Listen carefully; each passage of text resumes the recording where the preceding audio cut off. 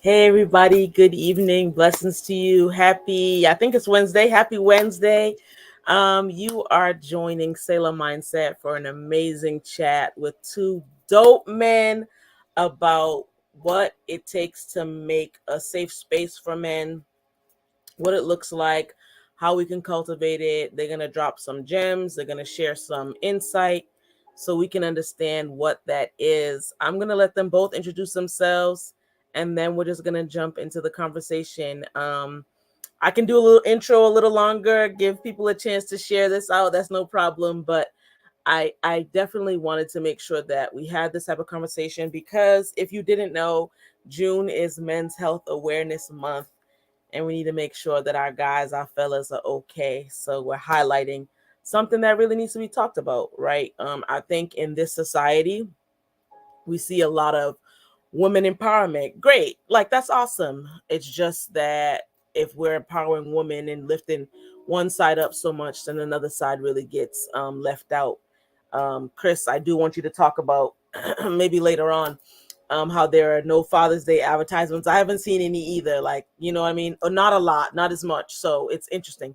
But I'll let the guests introduce themselves. Two brothers I really know and love and appreciate and respect. Trey, let the people know who you are. Um, so my name is Trey. Uh, I'm a man. Yes. Nowadays you have to let that be known because I'm a man. I'm a he, him, a real he, him. Um, I'm sorry, y'all. No jokes. Please don't cancel me. I'm just kidding.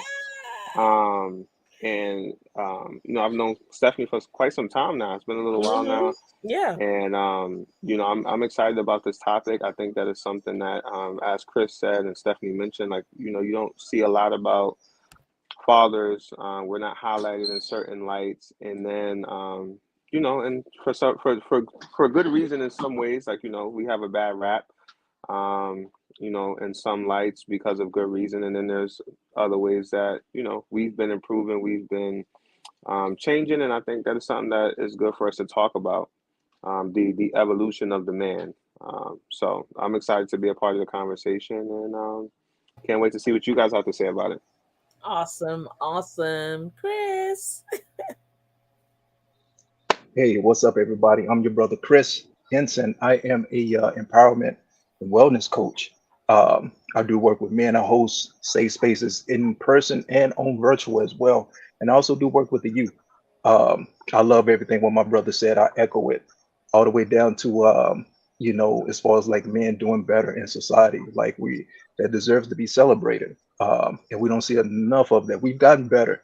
Men have gotten better. Going to therapy, becoming better husbands, fathers, leaders, etc., etc.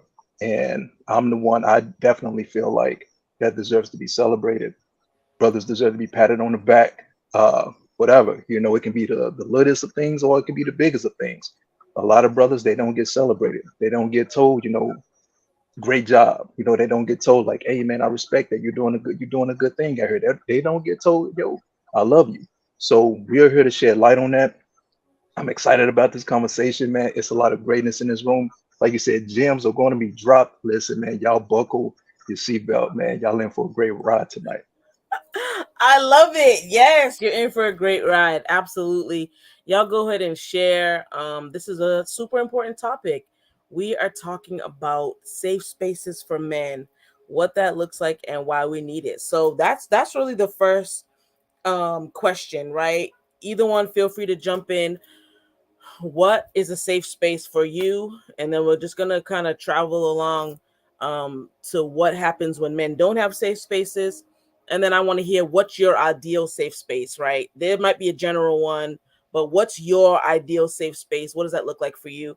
And then what do you need from us women to make sure that we are helping you to cultivate your safe space and that you feel comfortable and vulnerable? So, what is a safe space to you? Either one of you can jump right on in.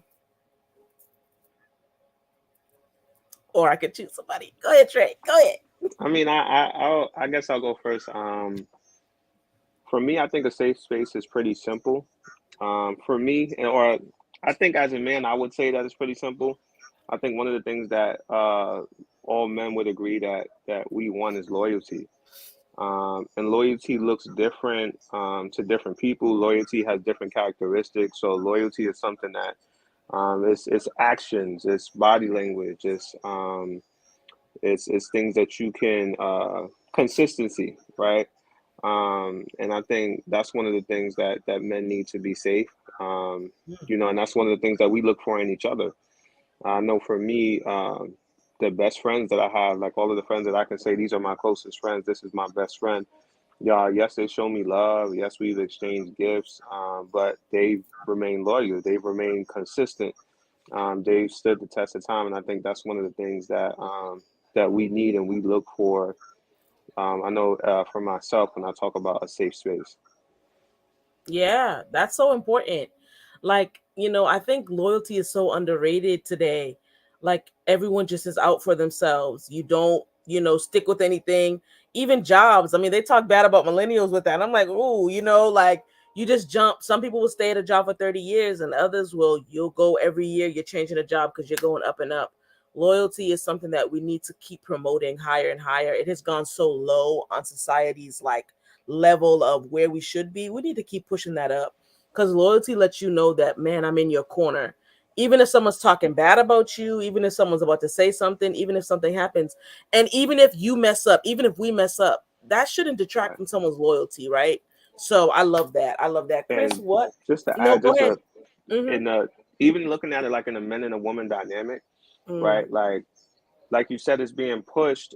Certain agendas are being pushed, and I ain't trying to rain on y'all fun, but hot girl summer and the city girl movement is being pushed right now, it is. and nothing about that screams loyalty, Mm-mm. right? Like so when we talk about these safe spaces, like if you're dealing with a guy, and I'm talking romantically, right, and Mm-hmm. and he doesn't feel like he's exclusive, or or you guys are exclusive, or too many people have access to you. Too many times you'll see people say that they don't feel like their man is confiding in them. They don't feel like he feels comfortable speaking to them. He won't open up to them. But it's like, all right, he won't open up to you, and it may not be anything that you did to him directly, but maybe he just feel like you all over the place. You know what I Right. mean? Like maybe he feel like,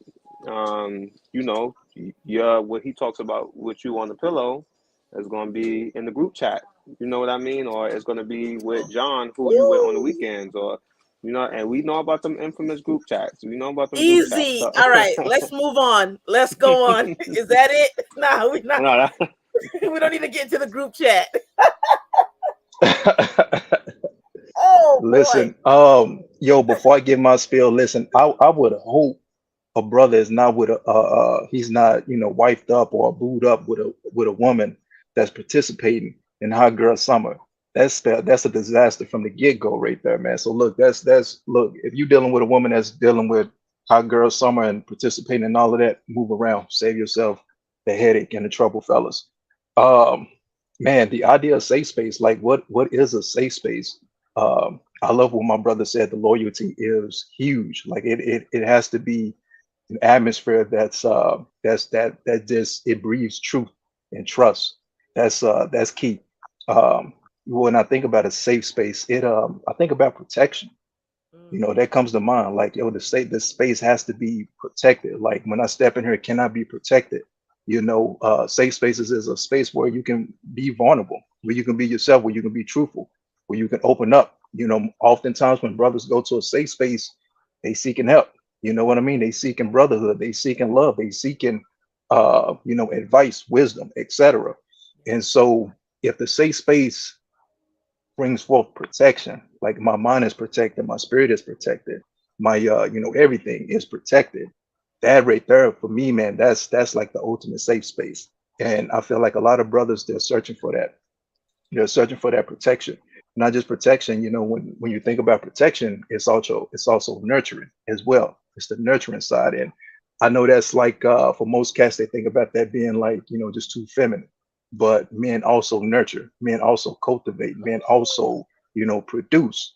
And so when you have a safe space that's producing, safe space that's, cultivating, a safe space that's bringing nurturing, that's building. Basically, nurturing is what it is. It's just building, it's raising up.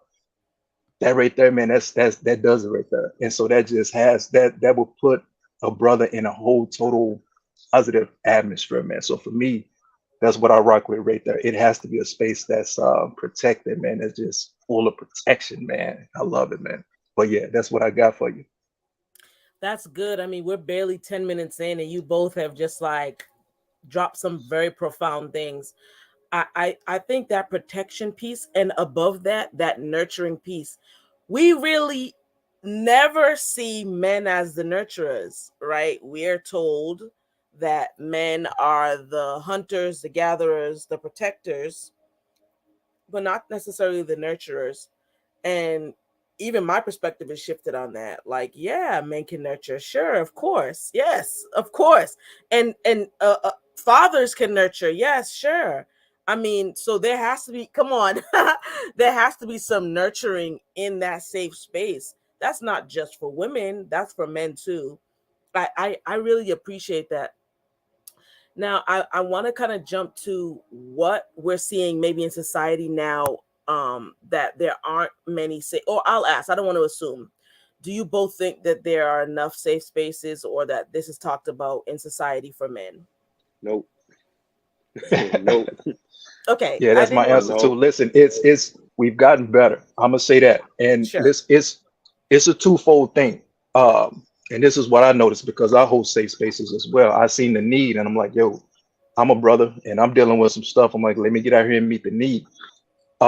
Is not enough safe spaces, and those type of safe spaces aren't produced and cultivated. But at the same time, although men have gotten better, we need to do better at participating in these safe spaces because Mm, I've not just myself, but I've seen other men host safe spaces and they're blasting it. You know, they're like, yo, they literally have went out and talked to like 20, 30, 40 different brothers, and only two or three men have shown up. So, men, we also gotta do our due diligence that's good. and participate in these safe spaces as well. They're out there.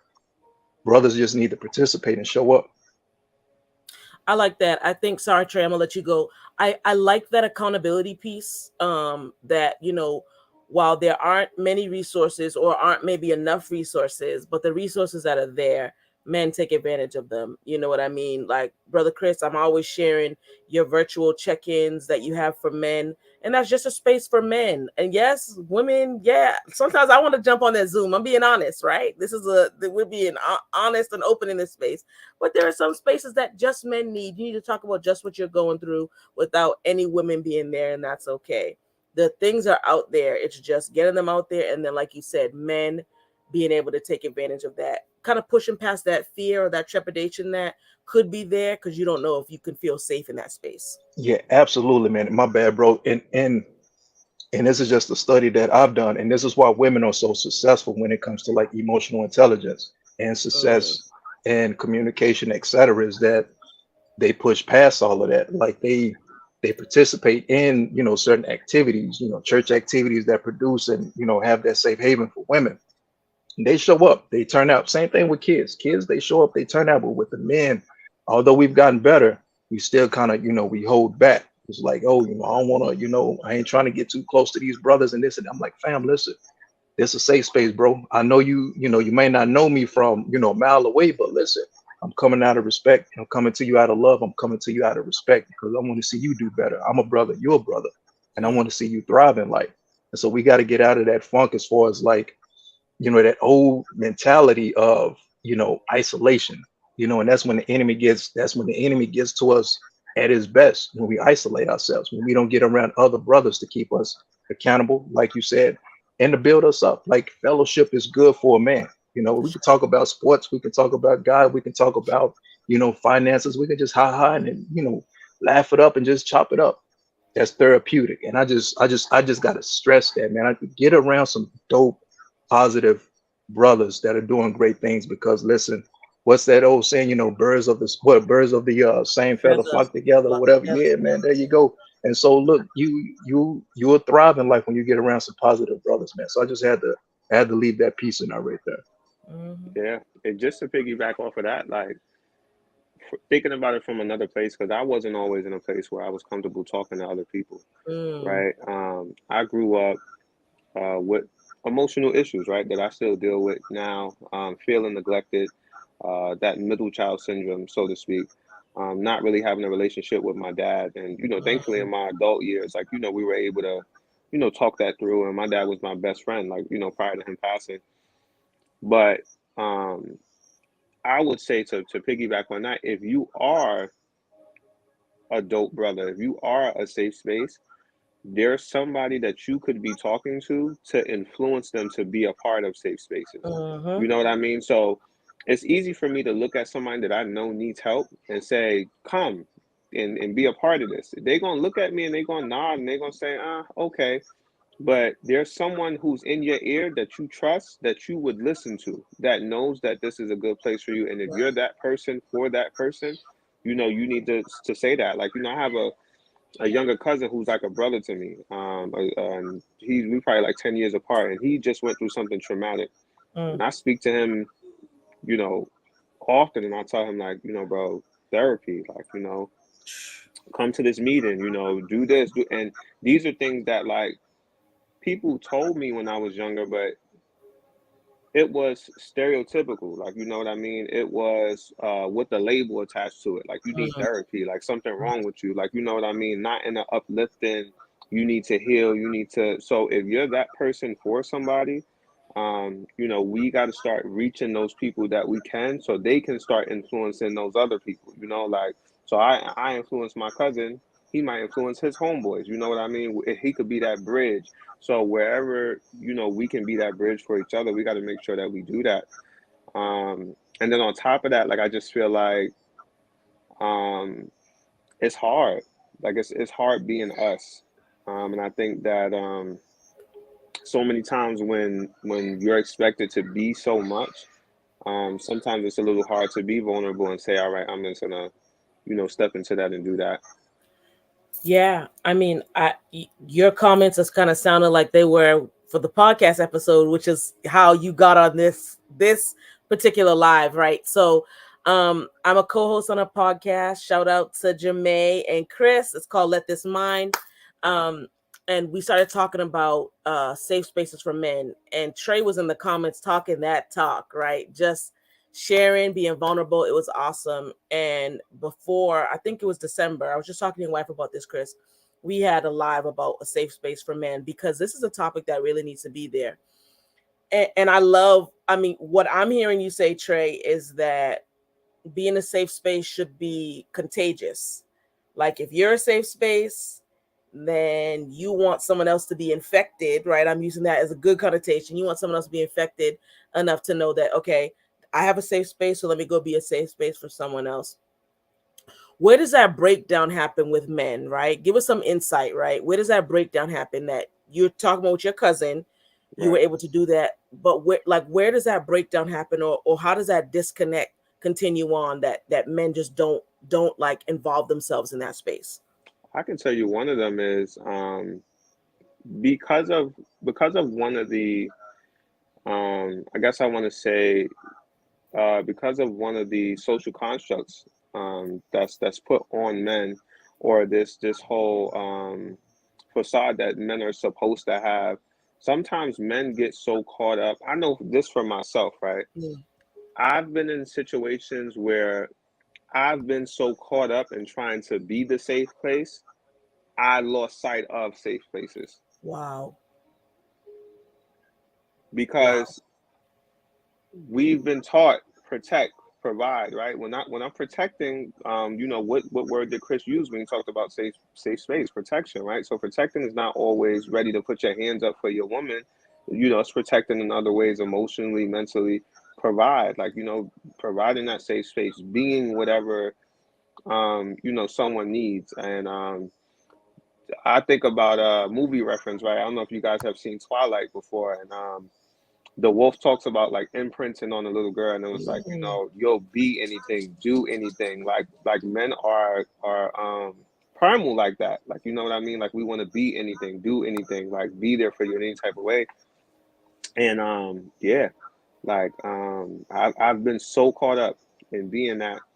Um, I always tell people. I just told this to someone recently. Like, do you know what it's like to You know what it's like, or you'll never know what it's like to preach God and believe in God for someone else and walk off the pulpit and don't believe in Him for yourself. Woo!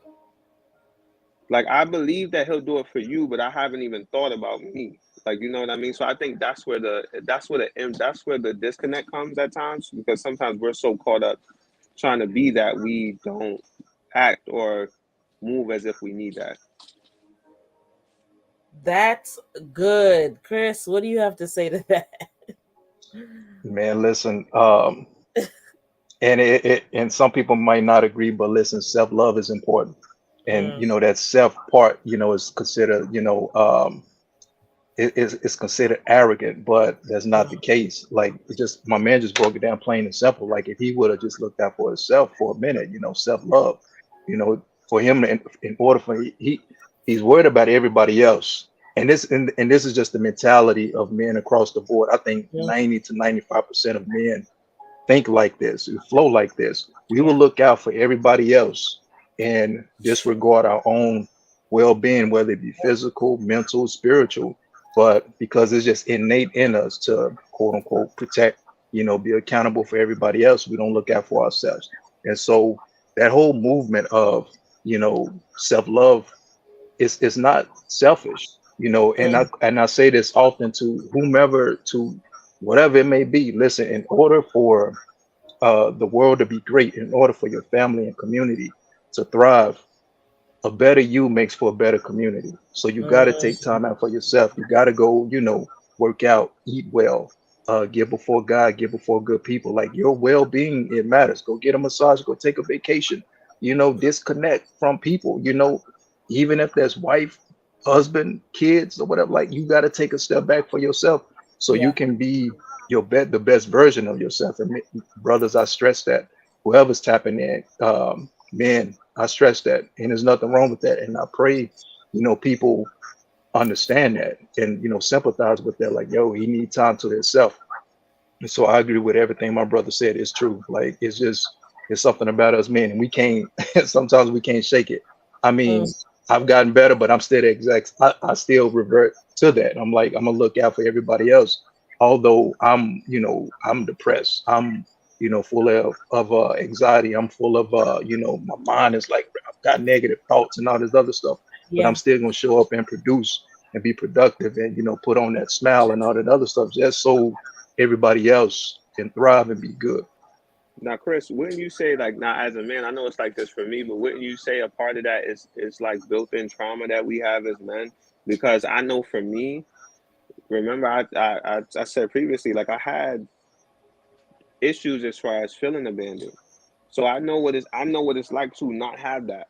So now Mm, when I'm in a position and I care or love for someone or I see someone who could possibly go through anything remotely close, I'm gonna ensure that you don't do because maybe I'm projecting what could possibly be or how it could possibly be worse for you. right.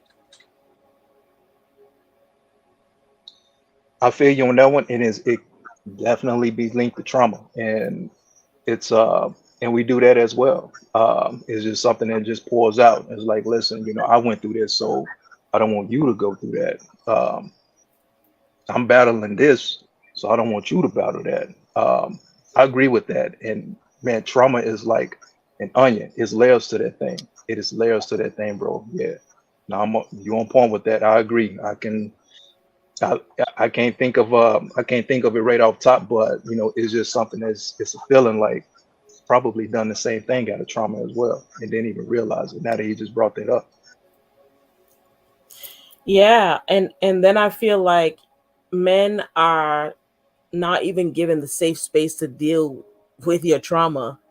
So we know that you have trauma. We're aware that there are some traumatic things that have happened. We can see it. We can see it in the way that maybe you're responding, in the way that there's some reactions that we're carrying on in life. I mean, I just was saying this today that trauma has a scent, that you could tell when someone's been traumatized. You can tell when someone's even in active trauma. I feel like spaces have been provided for women, and maybe because we've created them, right? Like maybe we've created those spaces in a very healthy way, but I don't see a lot of spaces, or as many as I feel that should be. I don't see a lot of those spaces created for men just be, to just exist, right? To kind of drop that cape, to kind of say, I'm gonna take off my Superman, outfit. I'm just gonna chill. I'm just gonna relax. I'm just gonna be vulnerable. And I think a lot of what we're seeing, especially between men and women, is some of that trauma spilling over into toxic conversations and the way we communicate with each other. Um, you know, um, I think both of you have mentioned self care, and if we're connecting that with trauma and things like that, how does self care play a part in your safe space? And what do you do for self care? That's something that I definitely want to hear from men. I think that a lot of us want to hear. Like, self care can be seen as a feminine thing or female thing, but no, it's for everybody. So, what does that look like for you both? Man, listen, it better not be viewed as a feminine thing, man. Uh, Look, brothers don't look. We're not posted up in the nail shop getting our nails painted, but Steph Curry is going to go hoop with the fellas or go work out, or I mean, listen, I don't know if my boy on, but shout out to my brother Steven. Like he last year he booked me a flight to Atlanta to attend a men's conference, awesome. and that was therapeutic. That was Steph Curry right there, man. So he flew me out to Atlanta, paid for everything, man. He just wanted me to be there. So that's self care right there. Men do manly things when it comes to self care. I see my brother Sebastian on. He hikes Yeah. once a week. Like that's self care right there, man. I do that as well. Like it's not a feminine thing. It's a human thing, and it's a necessity. Like you need that. Just like you need you need air to breathe, man. Like yeah, it's a necessity, and I'm gonna just leave it at that, man. You gotta have self care, and I mean, I said it earlier, and I'm gonna keep saying it because it is my thing. In order for the community to be better, you have to be at your best self, and self care is the vehicle to push you to be in that, man. It's Come you gotta have it. on. You gotta have it, man. And it's man, I can go on and on about that, man. And I'm selfish with my self care, man. I love my wife, but I'm like, look, if I got to go to the gym or if I got to go do X, Y, and Z for me, you have to do that, man. I get it. Husband, wives, and all. Listen, people that are married, those that are on, I mean, I get it. We all one. But at the same time, you're still two different people. And so those two different people got to have their own personal self-care moments, man. And Yeah. there's nothing wrong with it. We as society, we gotta get used to that and we gotta preach that. And we gotta make that the norm, man. And so listen, salutes to everybody, man. I'm amped up, man. If y'all can't tell, man, I'm excited, man. Trey, going to take it, brother. Yeah. I ain't gonna lie, bro. When you said go hoop with the fellas, I almost threw my phone off the table. Like go I hoop with saw the you buck a little bit. I saw you. like because people don't understand Yeah. like it's little simple stuff like that. Like, self care, it does look different for us men. Like it looks Sure. different in the sense of like Chris said, we might not be going to get our nails painted, but bro, go hoop. Like, is that what you like to do? Or bro, you like to go play chess? Like, where do they play chess at? Like, if you're the type of person, maybe you don't have a hobby, go for a walk. You know what I mean? If you're a parent, the same way that people talk about how mothers need breaks, bro, you need a break. Like you legit need a break. Walk away from your kid. Like, like you can walk away from your kid, you can walk away from your job, take a day off from work, like little stuff like that. And then on top of that, I realized I remember saying this probably in about 2017-ish, right? I remember saying like you can always tell a man, he always looks a little cleaner like men that have waves. Like if you have waves or you're a man that gets haircuts regularly, right? I always tell people like I don't want to be that person that I get a haircut and I come to work and people ask me if it's my birthday. Because that's how I know I ain't taking care of myself. You know what I mean? Like if you Wow. get a haircut or you get your hair done and somebody say, you going somewhere? It's your birthday? Then you Mm. know something is wrong. Like you're not taking care of yourself. And I think all people, men and women, would agree you look better, you feel better. Right? So get groomed regularly, bro. Like go to the gym. Like brush your hair, brush them teeth. Like, get whatever it is. If you need braces or whatever it is, like take care of you, and I think a part of that will make you feel better. I agree. I mean, I really want to challenge men to display their self-care, right? To put that out there because I feel like that encourages men to do more self-care, we women, romantically, platonically, as a friend, could be like, yo, bro, you need to go get self care. You need to go take care of yourself. But it does sound different coming from a man to a man. And so I do encourage the brothers who are doing self care to put it out there, to make sure that you're posting something about it or doing something about it, to let brothers know, like, hey, this is safe, right? That even inside the safe space that you're creating, self care has to be right there at the center. Chris. Sidebar. And every man needs a what people would call a light skinned friend. Every friend need that friend Wait, what? every friend need a conceited friend. Like every friend Okay. need a pretty friend. It may not be your best friend, but every guy need a pretty friend. Like that guy that like, yo, bro, you really care about the way that you look. And the reason why you need that friend is because that's gonna be the friend that's gonna tell you when everybody else is looking scruffy, he's gonna tell you like, yeah, nah, bro, you need a haircut. Like, get it together. Like, everybody need that person. And just like we need that, like for me, I got it like an all-in-one friend, right? So if you guys watch the Better Me and Better We podcast, when you guys see Jonathan, that's my all-in-one friend. He's the friend that if I call him FaceTime and come, bro, when last time you got a haircut? You all right? Mm. You okay? Like, and then there's also been times where I told him like, yo, bro, I don't want a podcast. Like, I want to quit. Like, yeah, I don't like the way that this is going, and I just so stressed out. And he listened to my whole spiel, and he looked me in my face and told me to pull my skirt down. So it's an all-in-one friend, and I knew what he meant by that. I'm not telling everybody to talk to their friends like that.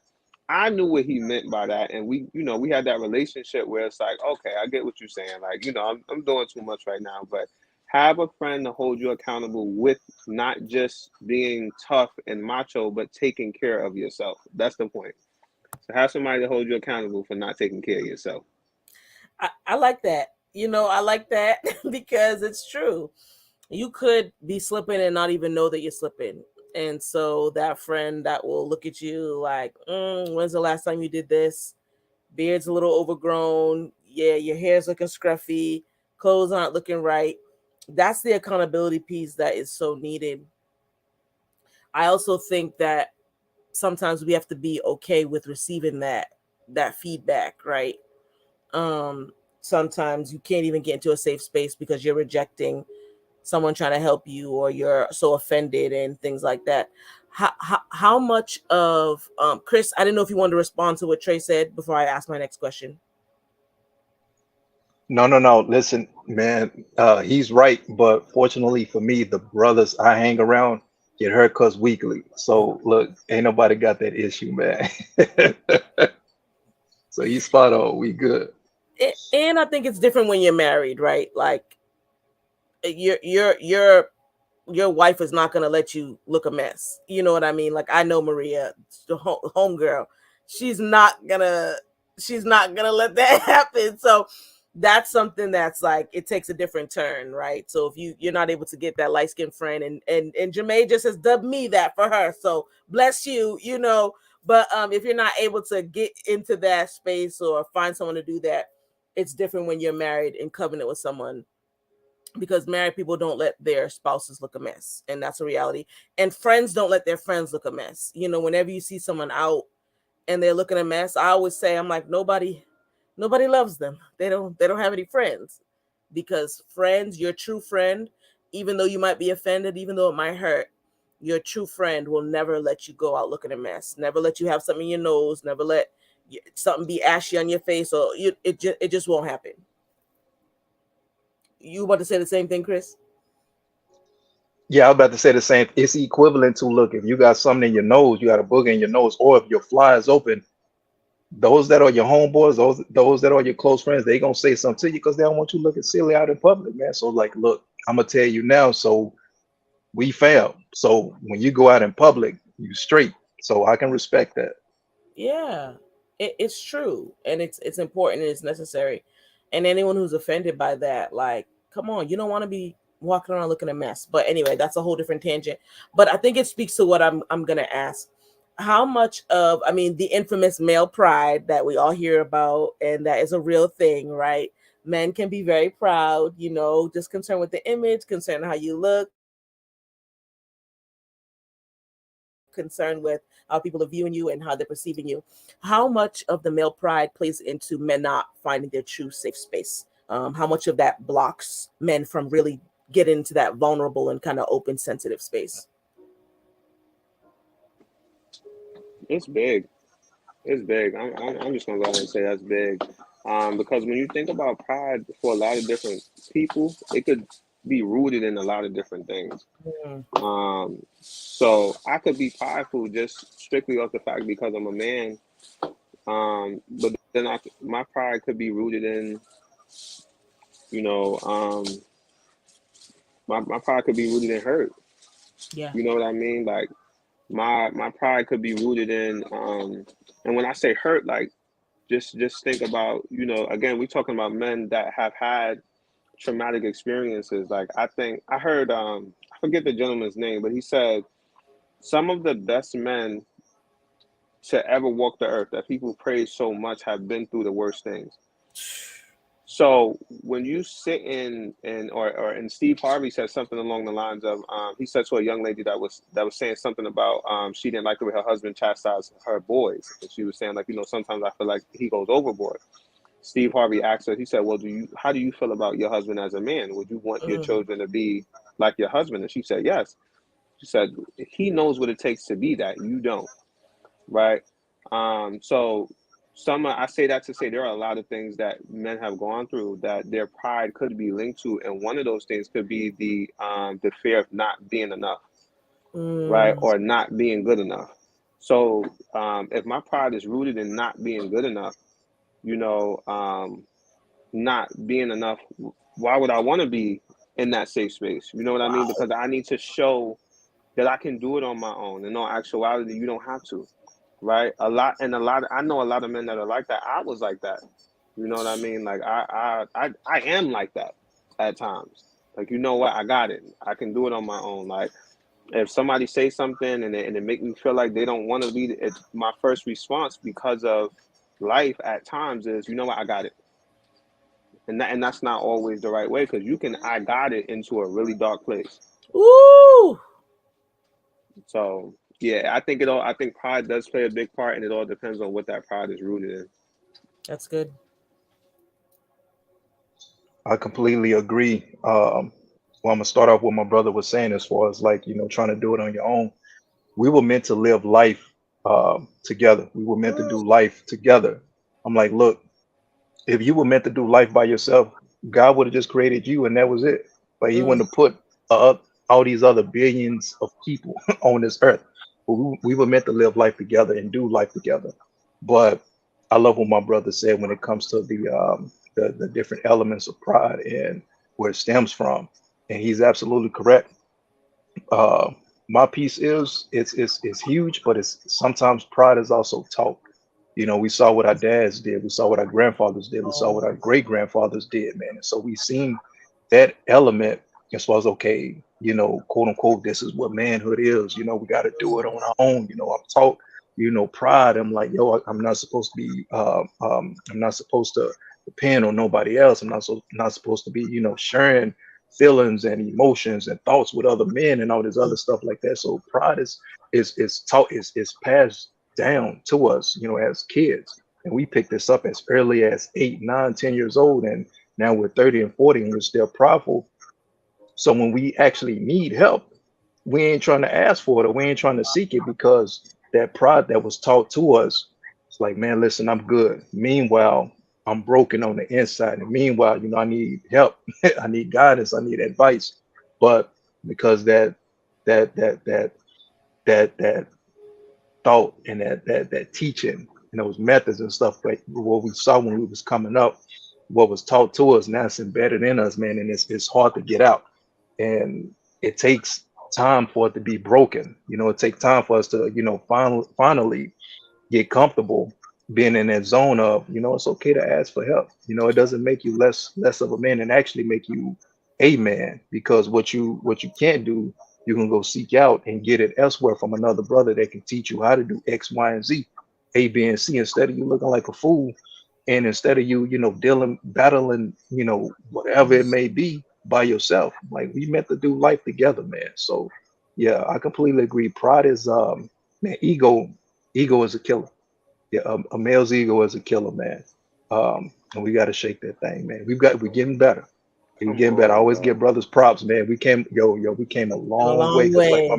like my man said, I was the exact same weight, and I'm still the same way. But Mm, Yeah. I'm not the same person I was when I was 20. mm, And Now that's at the one, 36, man. bro. So yeah, we doing good, man. Listen, but a lot of people got to also realize, like, once you know how people say once an addict, always an addict, like you always in recovery. Like this is not. mm, We learned this, like Chris said, from 8. I seen this from 7. Like I seen this mm. from this age, and now because we're in relationship, like if I'm in an intimate relationship and you tell me you got me, I'm just supposed to drop this. It's not that easy. I want to drop it Wow. just as much as you want me to drop it. You know how many Yeah. people that grew up in the 80s and was going through life doing all these drugs because they thought it was cool. And like my dad, like he told me a story one time and he changed my whole perspective on the 80s, right?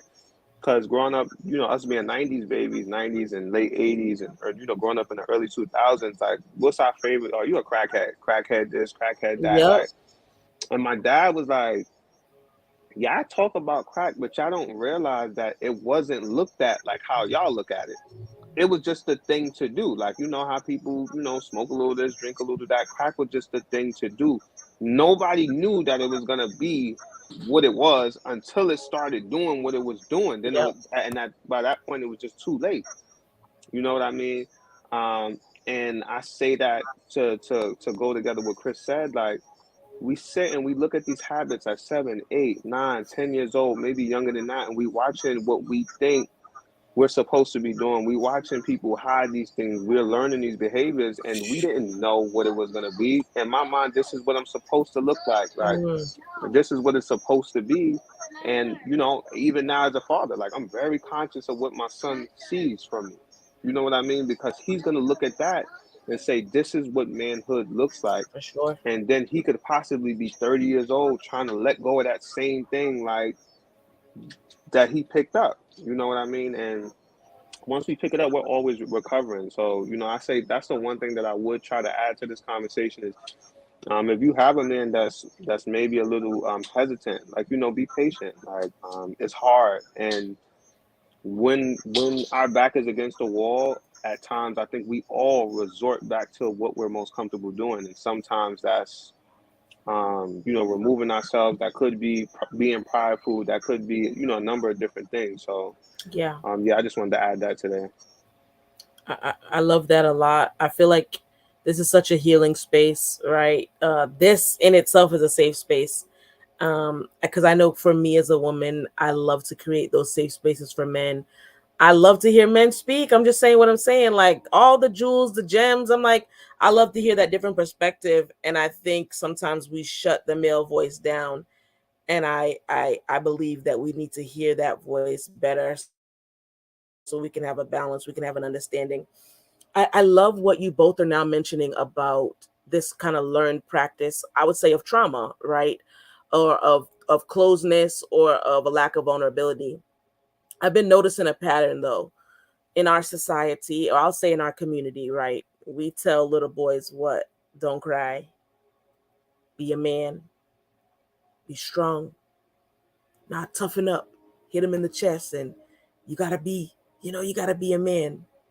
Then this is probably about the third or fourth time I said this, but then I'm watching as that young boy grows into an adolescent, into a teenager, into a young man, into a middle aged man, and maybe they'll get into a romantic relationship. The woman will say, "You don't know how to show any emotion.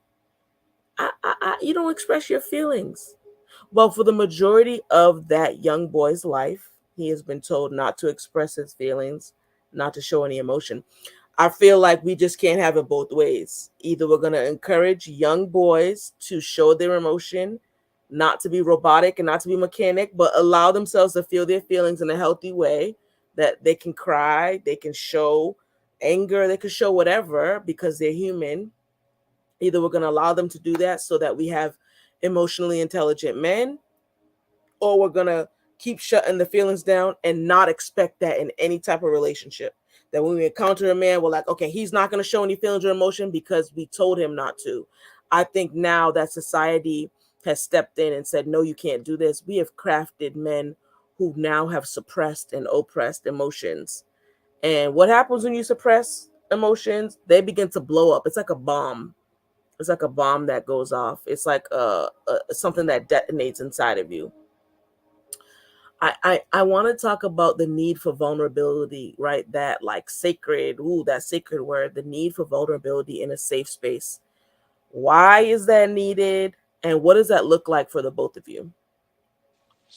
Real quick, before we go there, I heard a psychiatrist say this before, and he was talking about men being dangerous. Oh, yeah. And he said that all men should be capable of danger. All men should be dangerous. And he said if a man is not capable of being dangerous and he chooses not to be dangerous, he's just weak because he doesn't have the capability of being dangerous. So he's not being dangerous by choice. Now, um, having the capability of being dangerous and choosing not to be dangerous, that's a real man and that's strength. I love that.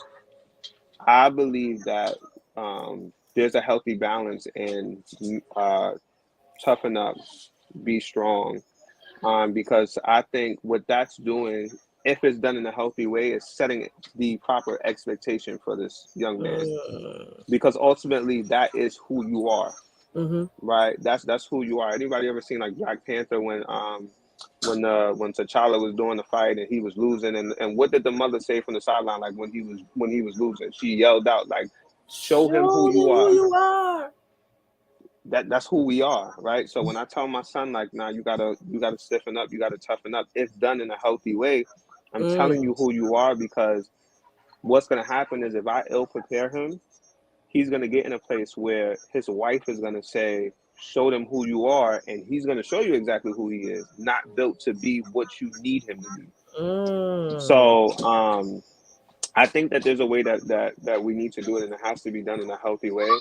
I also think that when it comes to the he doesn't express his emotions. Oh, I need you to open up. I need you to do Yeah. this. You don't need to know that. There are certain things about that man you don't need to know. Mm. And if we really being honest, that's how Eve got tricked. It was knowledge Oh. that you did not need to have. That she got finessed for the want for knowledge. She wanted something that wasn't for her, right? Um, if he knows if you eat of this fruit, you'll be just like them. Like y'all not just like us, and because y'all not just like us, there are certain things that you're just not gonna understand. Wow. And some women are not built to understand what we do and what we go through. No matter how much we want it to be so, you may be comfortable seeing your husband cry. Chris's wife may be comfortable seeing her husband cry, but there are 90% of other women who will see that man cry and say that they will be comfortable with it, but on the inside, a switch flipped in their brain when they saw it because they weren't taught how to handle that. Mm. They Mm. weren't taught how to handle that. They have never seen their mother handle that in the right way. So it's easy to say, like, oh, be vulnerable, talk to me, this and that. But when you see it, you don't know what to do with it. So I think it's a double sided sword. Like the same way that yes, we need to be emotionally intelligent because we have to have control strength. We need to be dangerous. We need to be protected. We need to be who we are, but we need to be taught to be controlled about it, and that's where the safe space comes in. And I think also women need to be brought back to how some of our grandmothers and great grandmothers were, and knowing how to receive that. And one more story I'll tell. My great aunt told me that my grandfather, he did all the fixing around the house, and after my grandpa, he couldn't see, his vision was Mm. going bad, and he couldn't do things the same. And she said that something went wrong with the iron. So when the iron broke, she took a scissor, she cut it, she fixed it, put the electrical tape around it or whatever, plugged it in, and it worked. My aunt said to my grandmother, like, "Ma, like, where did you learn how to do this?" Like, and she said, "I've always known how to do this, but I let him do it because he's my man."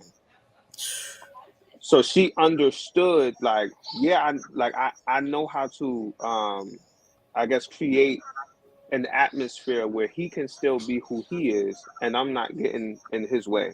You know what I mean? And I think we need to kind of go back to that. Men knowing how to control, how to have controlled strength, and women knowing how to nurture that environment.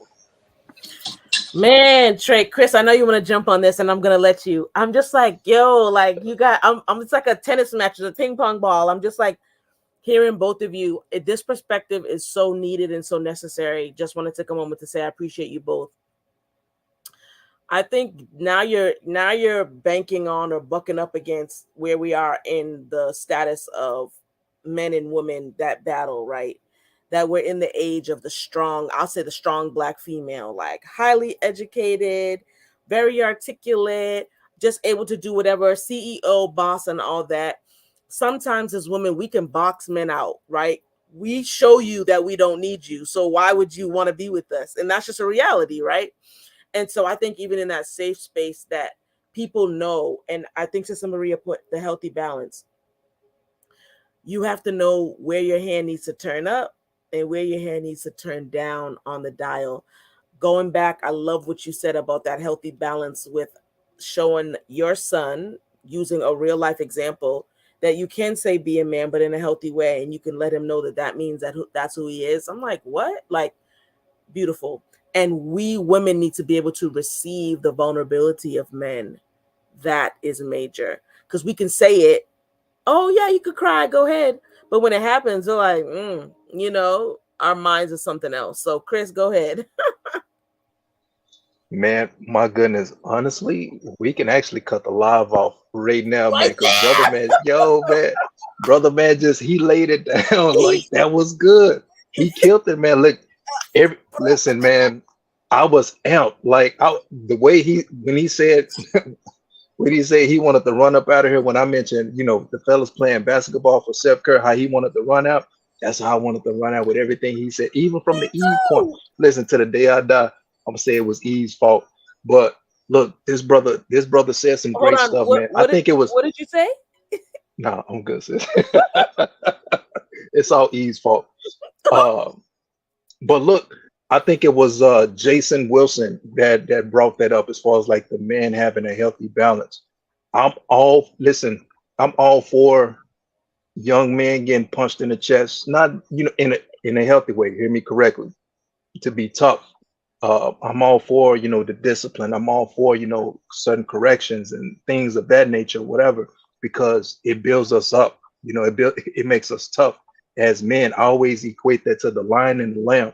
There's moments when we need to be gentle, then there's moments when we need to be ferocious. And like the brother said, it's that balance, having self-control, emotional intelligence, as Sure. far as to know when to be that lion and when to be that Right. lamb.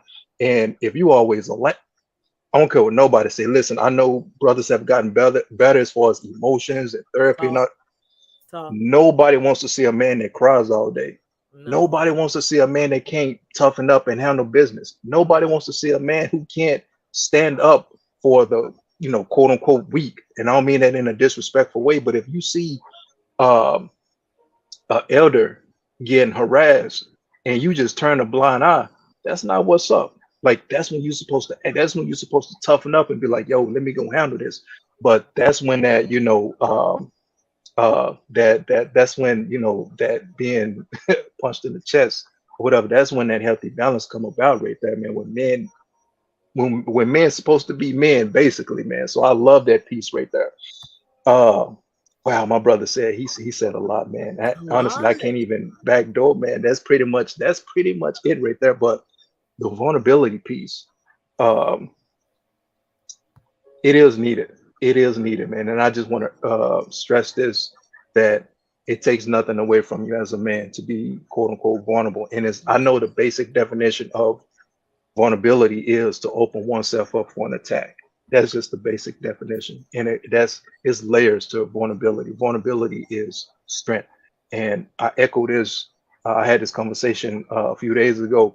You can't be an effective leader if you can't effectively communicate. You can't Mm, effectively, show your emotions and, tell people what you're thinking and how you're flowing and what's going on with you, whatever the case may be. So when men are in a place of vulnerability, it's leadership. You basically expressing yourself like you're standing on your truth, you're standing on how you feel, you're standing on your emotions.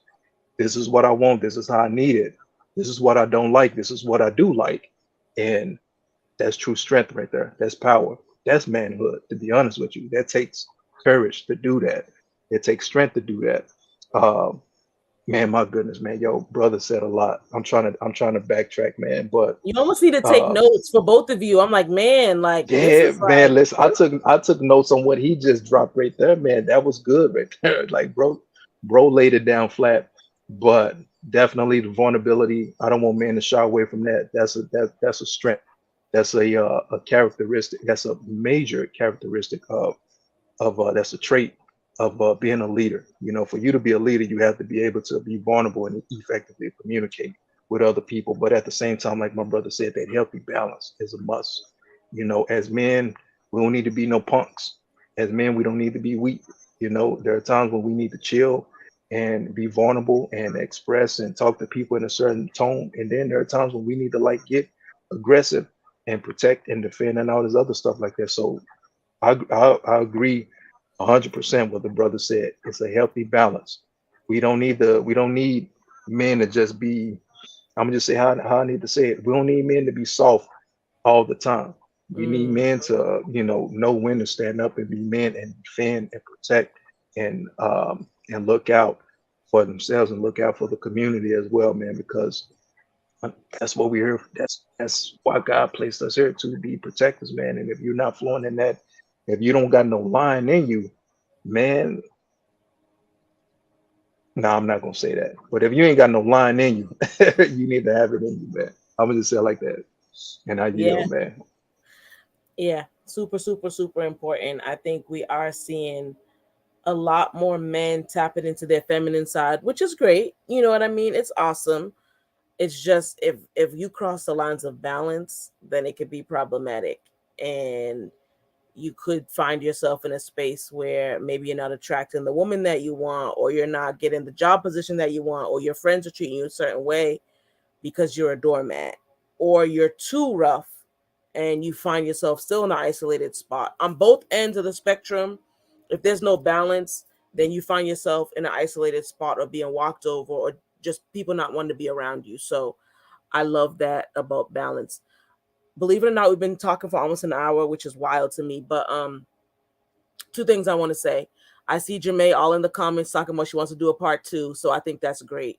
I really do. I'm here to inspire people to have this conversation way outside of June. We should be talking about this way into next year and many years to come, right? Because it has to start somewhere. I think I want to start talking about what you all need from women, from us. How do you need us? Like, imagine you're building a man cave, right? What do you need us women to know, to understand, to do to help cultivate that safe space for you? Like, what's our part? You've talked about what's your part and your accountability. Oh, Trey, easy, brother. Oh, he got Easy, look, he was ready for that joint. Look, say easy. when you see anybody do the The Birdman, Birdman, the hand Birdman rub, again. yo, you know it's about to be Easy, fire. easy. Go on ahead. Go ahead. Um, we need, trying to think of a nice way to say this. I think you should just say it the way you need to, please. All right.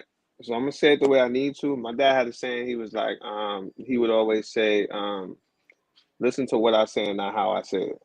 Sure. So y'all, so y'all hear what I say and not how I'm about to say this. But what we need from you guys is to know that this is not your job.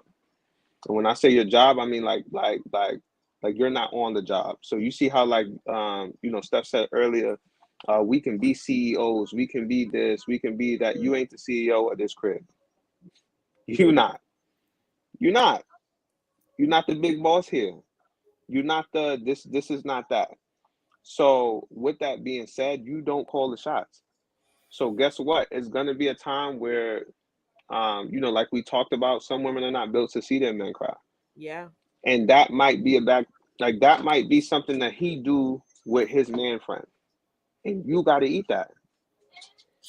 Plain and simple. Like you trying to control when he's vulnerable, when he's not vulnerable. When you got to know when it's like I need to take my hands off, right? And when you um coaches in different sports, right? Like they have a saying with players that like maybe don't get enough playing time. Everybody from they be like from the first man to the last man got to stay ready because you never know when it's your turn to get in the game. Yeah. And I think that's what we need. I think that's what men need from our women. We need you to stay ready for when it's time to get in the game. But you're not the coach to say like you can't sub yourself in and out because that's when it gets problematic.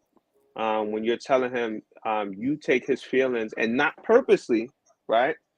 But you weaponize his feelings against him by saying stuff like this, right? And I believe that it's from a genuine place. But you say stuff like, "I'm just trying to help, and now you're making me feel like this. You're Mm. making me feel like I can't help you. You're making me feel like I'm less than. I'm supposed to be your wife. I'm supposed to be this, and now I feel like this." What that does, and you're not doing it on purpose, but what that can possibly do is now add on to everything that he's feeling. Because remember, like we said in the very beginning, what are we? Protectors, providers. Mm. So now I'm going to toss everything I'm feeling to the side. If anything, it might make me hide it the next time because now in my mind, I just hurt you by Mm. being hurt. So we gotta know when to tag in, when not to tag in. Sometimes you have to do it gently. So like my dad said with all of us, with all of me and my siblings, he said, all of you guys are different. Where he talks to me every day, or he might talk to my sister every other day. My two brothers, like they're not as vocal, right? So like he would do stuff like with my younger brother. If my younger brother ever had an issue with his car, like if he was just outside washing his car, like my dad would go outside and wash the car with him and stuff like that, or because that was his opportunity to talk to him. Like my brother, he wasn't a big like, oh, let me call my dad and talk to him, or like if my dad heard my brother coming up the stairs or whatever, like he would turn the football game on because he knew like my brother liked football, so he could be asleep on the couch, and if he heard my brother, he'd jump up and turn the football game on and act like he was Mm. up because he knew that that was his opportunity to talk with him, to bond with him, Wow. to and what I say to you ladies is know the man that you're dealing with, whether it's your intimate person, your brother, your dad, whoever it is. Try to know them well enough to know, like, okay, this is my opportunity, right? Mm. This is where I can, you know what I mean? When we talk about safe spaces for men, it shouldn't be something that feels like a job. It should be something that feels like we just hanging, right? Like so know your man. Do your man come in the kitchen when you cook and he want to hug up on you and da da da da da? All right, you know what? Let me cook something because I know he gonna come in here pushing up on me or whatever. And now I'll take this opportunity. How you doing? You good or whatever? Oh yeah, babe, I'm good or whatever. And then throw little stuff. It don't be too and let him let you in.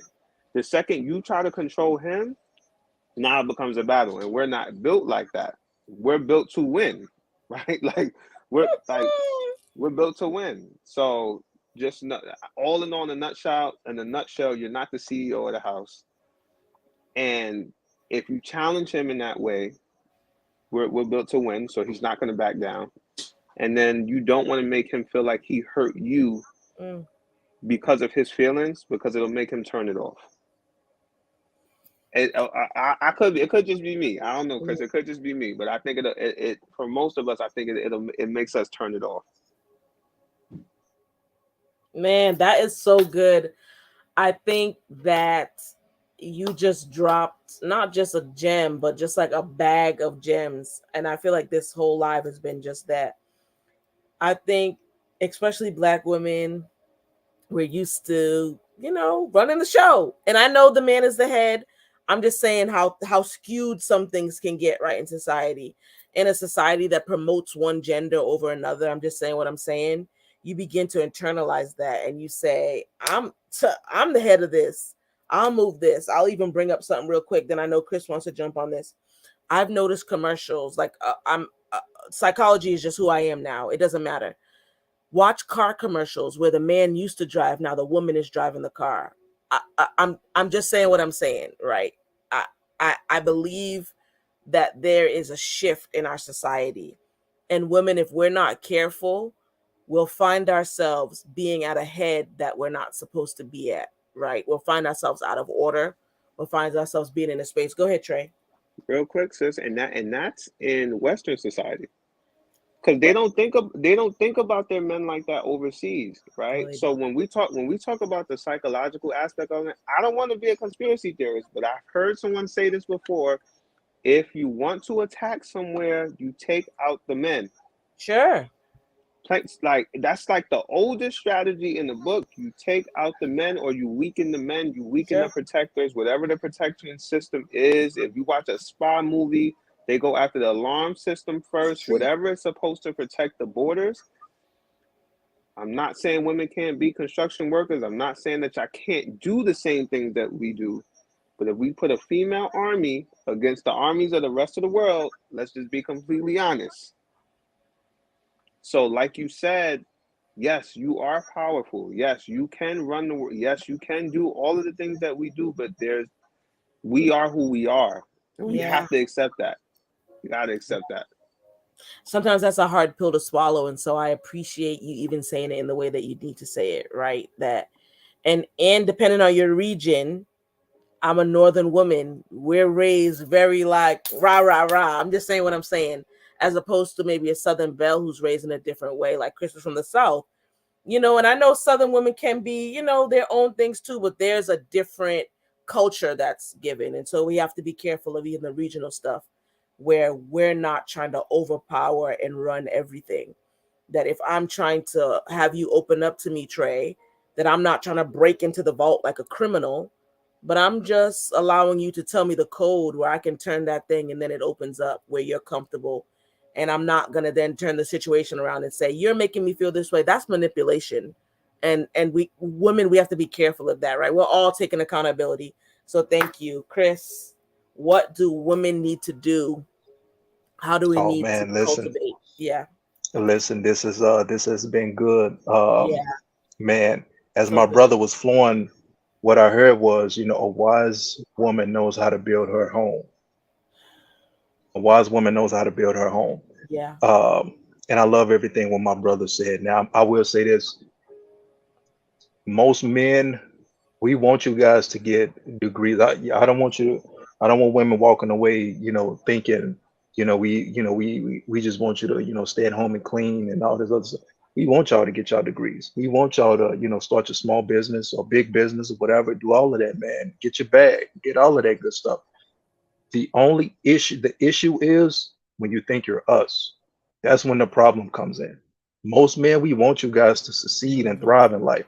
But when you start taking on a role as a man, as a black man, that's when the issue happens. And so I also want the ladies to know that there's more than 4 or 5 love languages out there. I know it's affirmations, I know it's physical touch Come and on. all of that good jazz right there. But listen, it's more than, 4 or 5 love languages. The book is dope, but know your spouse. Also know your brothers. Like my brother said, this is more than just an intimate setting. This is a community thing. And for most men, Yeah. we like affirmations, we like physical touch, but at the top of that list is respect and understanding. Is most of our love languages. Mhm. That's our love language.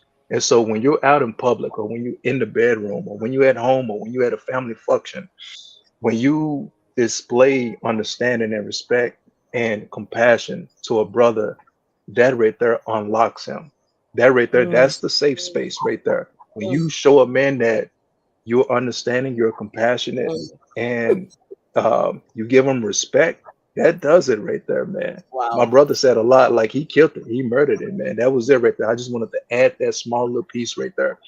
The love languages is more, but if you show a brother respect and understanding and compassion, that right there will do it, man. So give brothers compassion, man. There are some things that women were taught, they were raised a certain type of way that we wasn't raised a certain type of way.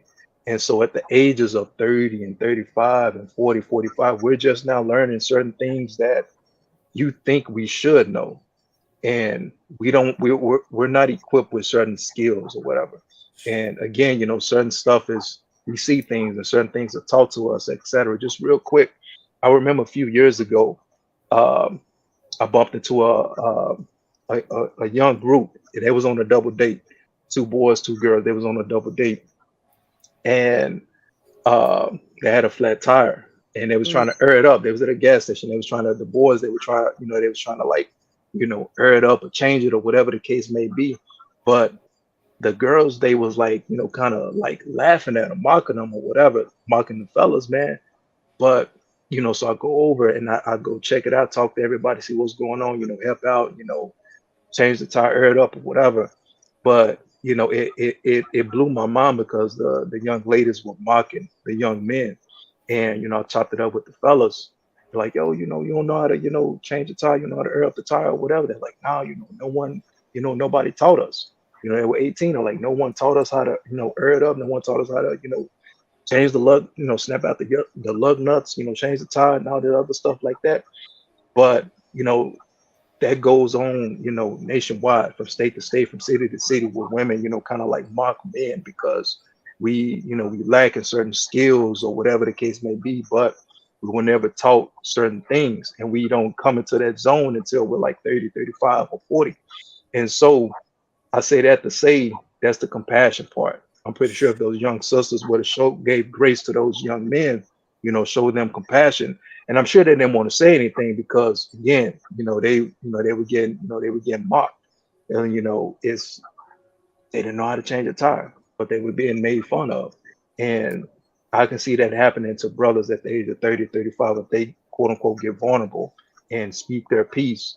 Somebody will mock them because they don't have a certain set skill or whatever. But sisters, show compassion, man, because Mm. we need that. There are certain things that we didn't pick up at the age of 10 and 15 and 18 and 25 that you may have, but we're learning that stuff at the age of 30, 35, and 40. We're coming into our zone right now. So compassion is a must. Respect is a must, man. And I rest with that. Bro, that was the one. That was the one. And I'll tell y'all a quick story. Like, my because of me and my dad's relationship growing up, like I taught myself how to tie a tie. Mm. Um, a YouTube video, as a matter of fact. In my early teenage years, I taught myself how to tie a tie. Now, because we were able to mend our relationship, my dad taught me how to change a tire. Mhm. He's taught me how to change spark plugs and change my own oil and do different things like that, right? But like Chris said, and I think it was your wife who said it in the comments. Like a lot of women were raised by single mothers, Yeah. but the coin works both ways. Because who do you think raised these men?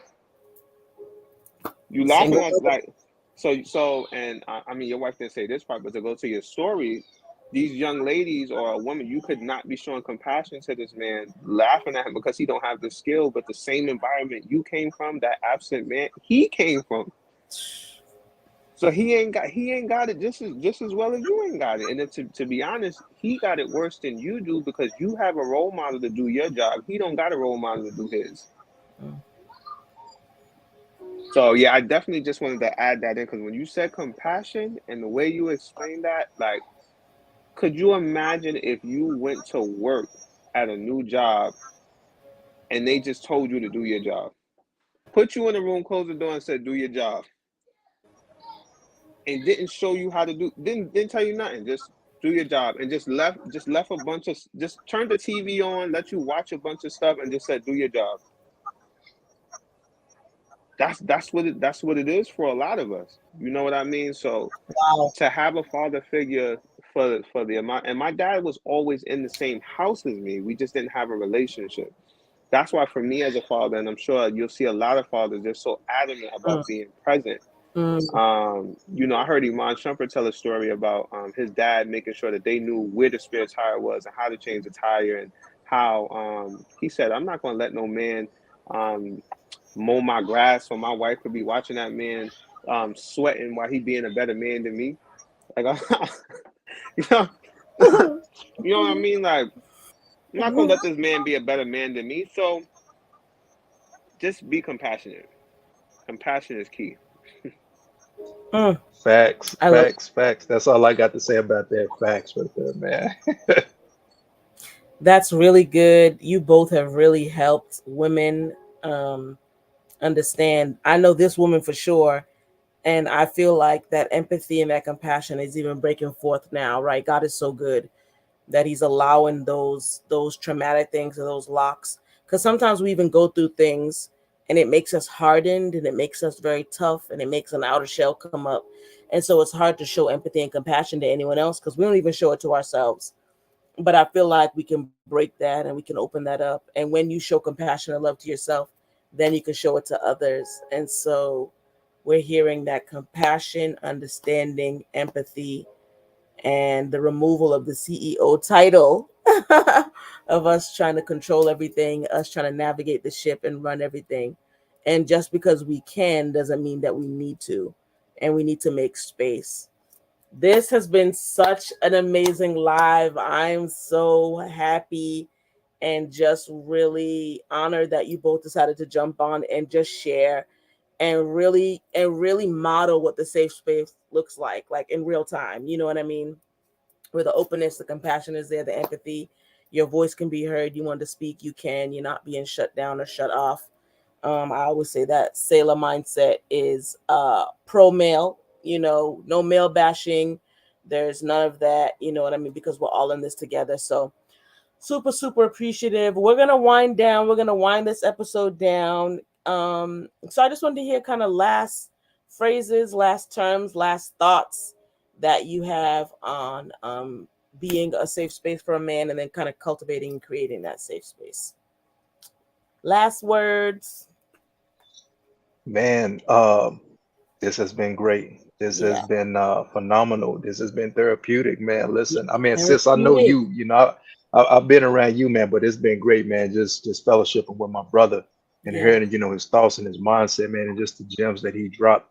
I'm a better individual just by hearing him, spit his game, man. It's been phenomenal. Um, this has been great, man, and we need more spaces like this. It's coming. We're growing. We're getting better and better and better. My last little piece, man, is look, man, brothers, just be your authentic self, man. I'm big on that because I've came into that zone as of recent in the last couple of years. Um, I just want brothers to be their authentic selves, man. Because when you're authentic, when you're real, when you're you, um, you just bring this different element to your family and to your community that nobody else can. Like, nobody else has the same fingerprint as you. And when you carry that around, when you carry that mindset around, that you can do great things by just being you. You can like really elevate yourself and the Yeah. people that's you're surrounded around, man. So, man, brothers, be yourself, be authentic, be real.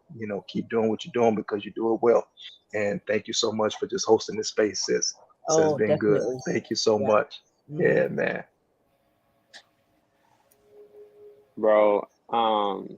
Like Chris said, Steph, we've been around each other. This ain't our first rodeo, but Right. listening to Chris, same thing. Like just hearing his mindset, the way that he thinks about things, just different scenarios. Um, I'm telling you that compassion thing is gonna stick with me. Not just and amongst other things that he said, but that was the latest thing. That's gonna stick with me, not just in romantic relationships, but just in general. Um, I grew up in a household where I was told to stop acting like a little bee when I cried.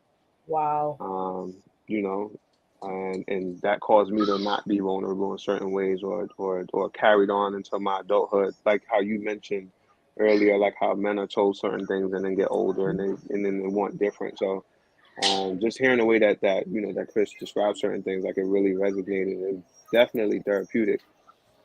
Um, and just to echo some of the stuff that we said earlier, like we have to be present for those that we can be present for. Like everybody is not going to be, we're not going to be able to reach everybody.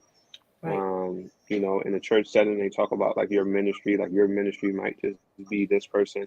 Not to be too churchy, but the Bible says specifically like my sheep know my voice, right? So Mhm. so whoever your sheep are, right?